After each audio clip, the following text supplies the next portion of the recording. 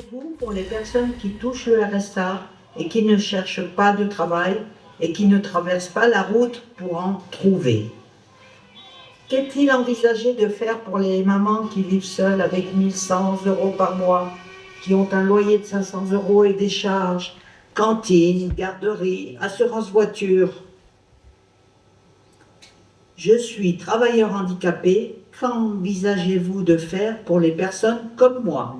Notre mouvement, et puis tous les curieux, ma foi, qui seront venus ce soir. Cette soirée est proposée par le groupe Gilets jaunes du bassin aléfien, d'ailleurs assez large le bassin, et elle nous a paru essentielle pour fêter notre 7e anniversaire, en toute convivialité, et en proposant au présent de voir ou revoir de nombreuses étapes de notre lutte en miroir de doléances déposées dans nos mairies. Toutes se rejoignent en fond dans leur colère, leurs espoirs et leurs attentes. On évoquait aussi l'absence de considération envers la population, voire le mépris qu'elle subissait. On parlait aussi du RIC et du RIP. Frédéric, tu te reconnais? Eric. Elle nous a vendu le RIC pendant tous les jours. En ce qui concerne Annecy, il a été proposé de se rencontrer sur le Paquier, au niveau de la préfecture et place des Romains. C'est ainsi que par une belle journée d'automne, nous nous sommes retrouvés, une trentaine de futurs résistants, environ, un peu perdus avec nos gilets jaunes sur le dos ou encore rangés sagement dans les sacs. Les promeneurs qui se baladaient par cette belle journée le long du lac nous regardaient d'un air mêlé de curiosité et aussi d'un peu de réprobation. Une certaine Ophélie, qui naît de Rumilly, et Khaled nous ont rassemblés, nous ont donné quelques informations sur les mouvements proposés ou prévus. C'est ainsi que quelques jours après, un nombre assez important de gilets jaunes se sont installés sur le rond-point de la Mouette à Sénaux. Les gilets jaunes motards étaient aussi nombreux. Cette première action a clairement été un succès. Est venu également le blocage du dépôt pétrolier de Vauvray à Sénaux. Ça, on ne s'en rappelle plus tellement, au contexte, si ça s'est passé avant. Après la Mouette, je ne me souviens pas exactement. Foutez-le en évidence sur le tableau de bord, toute la semaine, là, enfin jusqu'au 17. Un petit code couleur pour montrer que vous êtes d'accord avec nous, avec le mouvement. Et qui est chaud, qui est pas chaud, ça va motiver. Ça va dire, putain, on va croiser des gilets jaunes partout, là, sur le tableau de bord, c'est un signe. Mais ça va vraiment peut-être bouger, c'est pas que des paroles en l'air. Voici les mesures demandées par un groupe de gilets jaunes d'Annecy. Remettre l'ISF, combattre l'évasion fiscale, supprimer le Sénat inutile, supprimer le Conseil constitutionnel, supprimer le Conseil économique et social, revoir la somme attribuée aux partis politiques lors d'élections, supprimer tous les privilèges aux anciens hommes ou femmes politiques, voiture, chauffeur, garde du corps et la fameuse aide pour décès, réduire le nombre de députés, supprimer tous les doublons des collectivités territoriales, inéligibilité et non à l'impunité pour ceux qui ont fraudé, emploi fictif. Les hauts fonctionnaires perçoivent une prime de chauffage de 3 800 € par mois. C'est scandaleux. Les sénateurs voulaient garder la réserve parlementaire. C'est du gaspillage d'argent public. 180 millions d'euros par an. Certains hauts fonctionnaires gagneraient 80 000 € par an. C'est scandaleux. Faire payer aux casseurs toutes les dégradations commises. Ils ont été arrêtés et doivent payer aussi, et non aux contribuables. Stop aux dépenses publiques inutiles. Il est urgent de réagir. Les gilets jaunes ne peuvent plus faire face aux dépenses de la vie courante.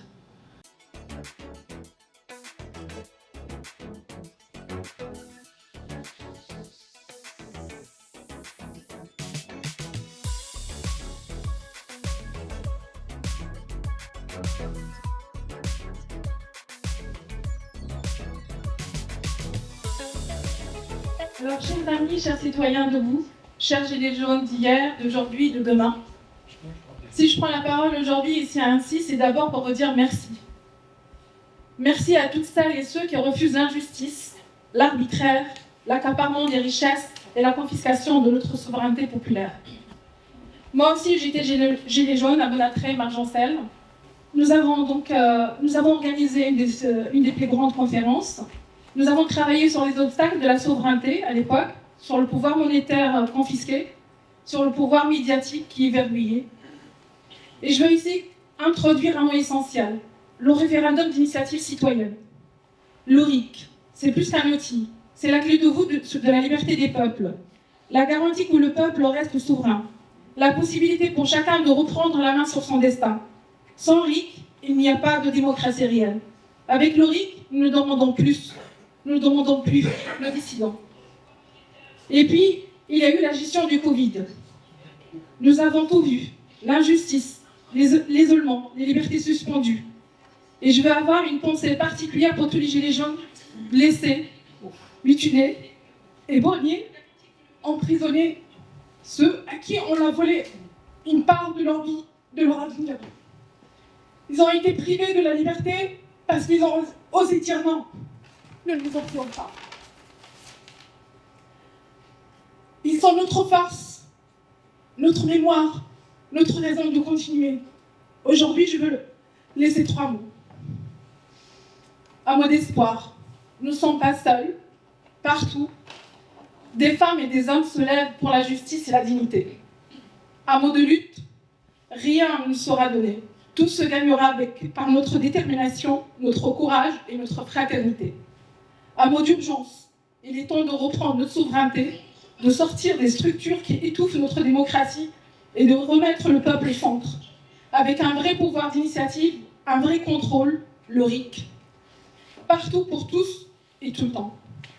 À mes gilets jaunes, notre flamme ne s'est jamais éteinte. Elle brûle encore, plus claire, plus forte, plus déterminée. Courage à nous tous, vive la liberté, vive le RIC, vive la souveraineté populaire, vive le peuple debout. Micro du nouvel ordre mondial, enfin tout ce qui est un peu synthétique autour de ça, ce fameux complotisme. Mais je crois que vous avez peut-être des choses à nous dire là-dessus. Comment vous voyez, par exemple, la situation d'aujourd'hui, celle de demain, qui va arriver avec l'euro numérique qui a pris un peu de retard, mais particulièrement aussi au niveau de l'intelligence artificielle. Vous voyez la chose comment ? En fait, c'est dans les programmes, comme ce sont des agendas qui sont planifiés, c'est le rôle du politique, en fait. Plus connu, l'agenda 2030, ouais. Qui siffle à toutes les oreilles. Voilà. Et en fait, comme le politique, en fait, son rôle, c'est de prévoir. En fait, leurs agendas, bien entendu, ils sont bien mis en place plusieurs années avant. Et ils sont déroulés derrière avec des lois qui arrivent, des institutions qu'on ne maîtrise pas. Notamment, il y en a une qui, nous, se charge d'appliquer des choses. En fait, les gens n'ont toujours pas compris, en fait, en France, que c'est pas Macron qui commande, en fait. C'est les mondialistes qui commandent. Macron, c'est la Young Global Leaders de Schwab, par exemple, pour ceux qui savent. Ouais, c'est le... Ça peut aider un peu dans la compréhension, mais... Mais par contre, en fait, les gens, je suis encore moi-même étonnée de voir que les gens ne comprennent pas, en fait, d'où les coûts viennent, en fait. En fait, quand on s'informe et qu'on voit tout ce qui se passe, ils le disent en plus. Quand il y a des agendas qui sont écrits, Davos, le Forum... Ils s'en cachent plus. Et en fait, le problème, c'est que nous, pour les rattraper, en fait, c'est ce qu'on voulait dans les Gilets jaunes, il faut qu'on ait une organisation, malheureusement, qu'on n'a jamais trouvée. Alors, on parle de liberté, de Gilets jaunes, enfin de tout ce qui est en train de se faire de manière... c'est plus vraiment un secret aujourd'hui, ça se dit presque à haute voix, l'ordre mondial et tout. Mais je veux dire, par rapport à cette situation, est-ce que vous pensez qu'il va falloir qu'on aille dans le mur pour que la société prenne conscience de tout ça? Ou est-ce que vous avez l'impression que les gens espèrent qu'en allant voter, ils vont pouvoir sauver ça? Ou alors est-ce qu'en votant, ils mettent leur propre bourreau en place? En fait, il y en a un qui disait si voter servait à quelque chose, n'est-ce pas? Ça s'appelle Coluche, voilà. Donc en fait, personnellement, en tant que gilet jaune, après les Covid 2020, on a présenté des listes justement pour leur signifier, on leur a envoyé un message très clair pour leur montrer que nous aussi maintenant on avait compris les boucles. On savait comment faire, on savait donner les papiers, on savait préparer des dossiers pour proposer des candidats. Mais sachant qu'on est dans un système en fait où tout ça c'est faux en fait, puisqu'en fait les leaders et les personnes sont mises en place. Les gens croient qu'ils ont l'illusion de voter et de croire que ça va changer quelque chose, mais ils sont mis en place. Voilà. Alors moi j'invite mes compatriotes à acheter une constitution et à la comparer avec celle des années d'avant. Donc à lire les traités de fonctionnement de l'Union européenne, à lire les arrêtés municipaux, préfectoraux, à se renseigner en fait et à chercher. Et aujourd'hui, on a des outils qui sont très très bien, les intelligences artificielles. Donc on peut simplement mettre un PDF de l'ancienne constitution, la nouvelle, et on lui demande un comparatif. Et on va constater qu'il y a beaucoup de différences, notamment par exemple, j'évoque un exemple, la haute trahison, qui a été enlevée de la constitution par Sarkozy. Donc juste après le traité le vote des Français, le référendum par rapport au traité de Lisbonne, donc il l'avait enlevé. Et puis avec un mandat périmé, on va dire des conseils municipaux, a fait voter un tiers des sénateurs. Donc pour la Constitution, pour le traité de Lisbonne. Donc ce qui fait aujourd'hui, on est dans le pétrin avec l'euro, qui est une monnaie commune, mais elle n'est pas unique. On constate juste, par exemple, par rapport à l'Allemagne et la France, il y a un écart. L'Allemagne, elle s'en sort davantage. D'ailleurs, on le voit par rapport... Elle arrive à subventionner l'électricité aujourd'hui. Nous, on s'en sort plus. Est-ce qu'à ce moment-là, au moment des Gilets jaunes, en dehors de la question de l'euro, les élus locaux, dans le Chablais particulièrement, parce que tu parles de Margencel, donc est-ce qu'à ce moment-là, les élus locaux se sont intéressés à l'affaire des Gilets jaunes? Est-ce qu'ils se sont ouvertement affichés? Non, personne. On était des rejets, on était des cas sociaux, on était des bloqueurs de tout, de ronds-points. Non, on n'était pas considérés. Donc après, à mon niveau à moi, étant donné que j'avais une association, j'avais réussi, parce qu'on cherchait partout une salle, j'ai réussi grâce à l'association, mais en tant que collectif, on n'arrivait pas à avoir une salle pour organiser notre conférence. Il n'y avait pas une intention non plus de vous empêcher, justement. Mais bien évidemment, de toute façon, même les médias qu'on subventionne par notre argent, donc non, ne sont pas venus. Qu'est-ce que t'en dis? Pas faute de leur avoir écrit. Les médias subventionnés avec l'argent public aujourd'hui, qu'est-ce qu'on peut en dire, selon toi? Aujourd'hui, quand on voit certains, je ne vais pas les nommer, mais on sait à qui ils appartiennent, il faut juste regarder. Quand on leur pose des questions, de toute façon, quand on leur demande de venir, ils ne viennent pas. Ou alors ils viennent et restent dans leur coin, et puis après, ils disent ce qu'ils veulent. Et même, ils ne respectent pas la charte publique. Donc la neutralité, il n'y en a pas. Il n'y a pas de réelles investigations. Il y a des ordres qui viennent d'en haut, et il faut respecter ces ordres. Alors, quand on dit que les 5 ou 6 plus grandes fortunes de France sont propriétaires des médias, je crois que la messe est dite, en fait. Exactement. Ok. Merci beaucoup. De rien, plaisir. Alors, sur Cœur de Savoie Web TV, aujourd'hui, j'ai à mes côtés, comment vous appelez? Frédéric. Alors, Frédéric, vous avez le beau chapeau de la Marianne. Alors, dites-nous un petit peu, parce qu'en plus du chapeau, vous avez des gilets jaunes, ce qui laisse entendre que vous êtes militant des gilets jaunes, ou en tout cas que vous avez participé probablement au temps fort, j'imagine. Qu'est-ce que vous pensez aujourd'hui du mouvement des gilets jaunes? Alors, je suis militante des gilets jaunes dès le premier jour. Je porte le nom de Frédéric, qui pour moi c'est Frédéric Ric. Et dès le premier jour, j'étais avec mon Ric. Oui. Donc j'ai fait moi-même mes petits flyers. J'ai donc aussi des connaissances ici où justement je les ai interpellés dès les premiers jours avec mon Ric. Oui. Je suis arrivé à une réunion, une salle qu'on avait louée à côté d'Annecy, où il y avait la présentation au niveau des Gilets jaunes de ce qui allait se passer. Oui. Et puis je suis arrivé avec l'article 3 de la Constitution où il fallait faire signer les gens sur le RIC. D'accord. Alors j'ai entendu parler tout à l'heure dans le documentaire du RIC. Qu'est-ce qu'il en est aujourd'hui du RIC justement? Est-ce que parce que vous demandez en fait que la République vous laisse être représenté en tant que citoyen, c'est plus tout à fait le droit aujourd'hui. C'est tout à fait le cas aujourd'hui. Donc vous entendriez quoi vous avec le RIC aujourd'hui? Ça serait pour moi, pour ma vision des choses, c'est un contre-pouvoir. Oui. C'est le pouvoir de pouvoir dire non sur sur les lois qui nous font, sur par exemple révoquer un élu parce qu'il fait pas son travail. Oui. Il faut dire qu'un ouvrier, s'il fait pas son taf, il est appelé dans le bureau et puis on le vire direct. sans indemnité, sans rien du tout. On voit un paquet de pâtes, on se retrouve en prison, on fait sa peine. Il y en a, ils font pas leur peine, ils ont 5 ans, 5 ans, oui. C'est 5 ans de prison qu'il devait faire et il en a même pas fait 25 jours, 26 jours, je crois.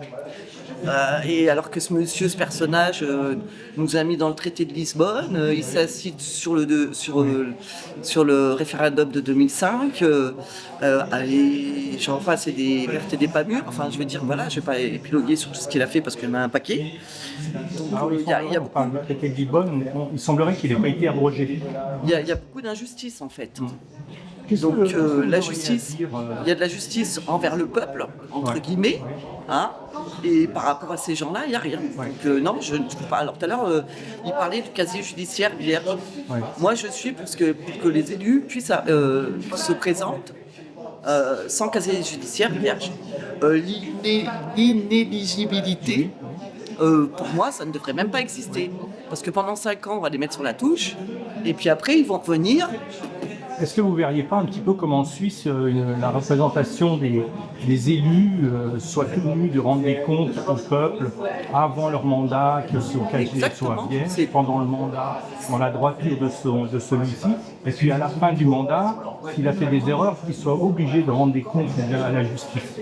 Vous verriez ça comme ça? Oui. Okay. Alors, sachant que je crois que le référendum en Suisse est celui qu'on demande en toute matière. Donc révoquer un élu, abroger une loi législative, donc créer une loi. La Constitution, je pense qu'elle est plus à jour aujourd'hui. Il faut un petit peu, certainement l'améliorer. Il y en a d'autres qui seraient plus pour tout changer. Mais alors, que dire alors du transfert de souveraineté qui ont été faits à l'Europe il y a quelques années, qu'ils soient législatifs, constitutionnels ou monétaires? Si on parle de constitution aujourd'hui, ça semble entendre que la France aujourd'hui en fait n'a plus de pouvoir. Puisqu'on lui a enlevé ses structures fondamentales. Mais aujourd'hui, à l'instant T, on parle de la France, mais je dirais qu'aujourd'hui, c'est l'Union européenne qui gère, c'est pas la France. On a beau avoir ce petit nain de jardin, ces petits nains de jardin, que ce soit Macron, Sarkozy, Le Hollande, tout ce qu'on veut. En fait, ces gens-là, ils ne servent à rien. Qu'est-ce que vous diriez alors ce qui est écrit sur nos fameux frontons de mairie, égalité, fraternité aujourd'hui, qu'est-ce qu'il en reste? Égalité, fraternité, liberté. On se fait tous en papaouté, quoi. Oui. Okay. Ça ne veut rien dire.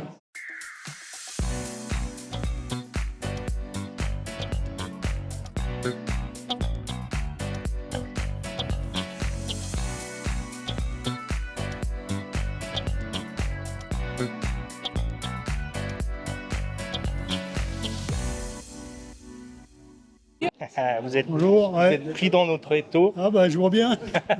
Alors apparemment on ne discute pas sur le fait que vous soutenez les Gilets jaunes. Je crois que c'est clair. Je pense oui. Ouais. Alors vous étiez du mouvement tout au début? À Pringy. Rond-point à Pringy. Okay. Oui, dès les premiers jours. Oui. Ouais. Vous avez vécu ça comment? Parce qu'il y avait une ambiance de folie au début. Ah oui, une ambiance de folie. Surtout le soir du 31. C'est la première fois qu'on faisait un 31 comme ça. Hein. Ouais. Vous avez retrouvé un sentiment d'humanité, de lien, de partage. Oui, bien sûr. Est-ce que vous avez l'impression que ça manque aujourd'hui, tout ça? Non seulement ça manque, mais quand on voit tout ce qu'ils nous ont encore remis depuis qu'on a fait les Gilets jaunes, ça montait puissance 10 là, entre les voitures, toutes les taxes et tout ce qu'ils nous ont mis en plus. C'est une guerre contre les peuples. Oui. Alors, comment vous voyez l'avenir à travers ces mouvements de Gilets jaunes, peut-être, s'ils devaient renaître, par exemple? S'ils devaient renaître, je pense que il faudrait que ça renaisse, mais avec qui? Parce que quand on voit maintenant du côté des jeunes et tout, ça bouge pas beaucoup. Hein. Vous avez l'impression que les jeunes ne se motivent pas plus que ça? Je sais pas, ils ont peut-être pas le temps non plus, ou je sais pas, Enfin bon, ou ils sont peut-être pas assez encore embêtés, et donc il faudra peut-être qu'ils se réveillent.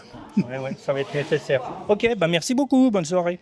Sur Cœur de Savoie, Radio TV, ici on est sur le secteur de Sénaux aujourd'hui, ce soir, et on fête les 7 ans, donc l'anniversaire des Gilets jaunes. Vous avez vécu cette expérience il y a 7 ans en arrière? Absolument. Bon, j'étais ce qu'on peut appeler un sympathisant. Oui. Mais j'ai été sur les ronds-points, j'étais sur les manifestations. Et Dieu sait si à l'époque il y avait du monde. On était monté, je crois, jusqu'à 9000 personnes dans les rues d'Annecy, c'était quelque chose. Mais c'était...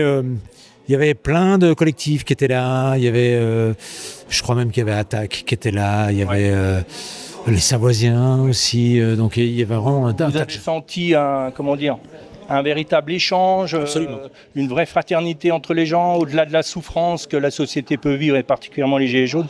Vous avez senti que les gens avaient besoin de parler, de partager, et tout ça autour d'un feu. C'est quelque chose qui était fort pour vous? Pour moi, ce collectif Gilets jaunes, il a rassemblé d'énormes quantités de gens, de toutes conditions sociales d'ailleurs, c'est ça qui était intéressant. Et puis surtout, il y a un fil rouge, on combat tous pour la même chose, je veux dire, on se retrouve tous sur le même sujet en fait. Donc voilà. Okay. Vous souhaiteriez que ça revienne ou bien? D'abord, c'est pas mort déjà. Oui. La preuve en est. Dites-nous, c'est pas mort. C'est pas mort parce que de toute façon, dans la philosophie, ça prend la couleur jaune déjà, elle est bien repérable. D'ailleurs, personne ne veut changer de couleur. Ça, c'est très important. Ça dérange peut-être aussi cette couleur. Et bon, après, avec ce qui nous attend, je dirais que rien n'a changé et que tout s'est dégradé en fait. D'après vous, qu'est-ce qui risque d'arriver là? Ce qui risque d'arriver, c'est qu'il y ait une tentative de spoliation de tous les gens qui sont à l'œuvre dans ce pays, les travailleurs évidemment. Donc c'est comme toujours. Est-ce que vous n'avez pas une crainte ou un sentiment d'inquiétude par rapport à l'euro numérique, à l'IA, toutes ces choses-là? Vous voyez comment, par exemple? C'est un débat qui est, je dirais même primordial. L'euro numérique, c'est la fin de la liberté individuelle. Et c'est surtout le flicage généralisé. Vous pensez que beaucoup de gens pensent ça? Absolument. Il y a du monde, vraiment il y a du monde. Est-ce qu'ils ne pourraient pas remobiliser par exemple les gens sur cette idée de liberté Surtout, à partir du moment où vous allez avoir un profil numérique et que vous n'aurez plus d'argent liquide, le combat il est là. Le combat c'est l'argent liquide, pièces et monnaie. C'est là-dessus qu'il faut se battre, bec et ongle. L'Allemagne l'a constitutionnalisé. Est-ce que vous payez en billets, en nature ou bien? J'essaie le moins possible. Bon, je fais encore des cartes bleues comme tout le monde, mais d'abord je tape mon code. Oui. Là, je fais plus du sans contact. Et surtout, j'utilise de la monnaie fiduciaire, c'est-à-dire les pièces et les billets, dès que je le peux, pour faire des achats. Ok, très bien. Voilà, donc. Ok. Merci beaucoup. Bonne soirée. Bonne soirée.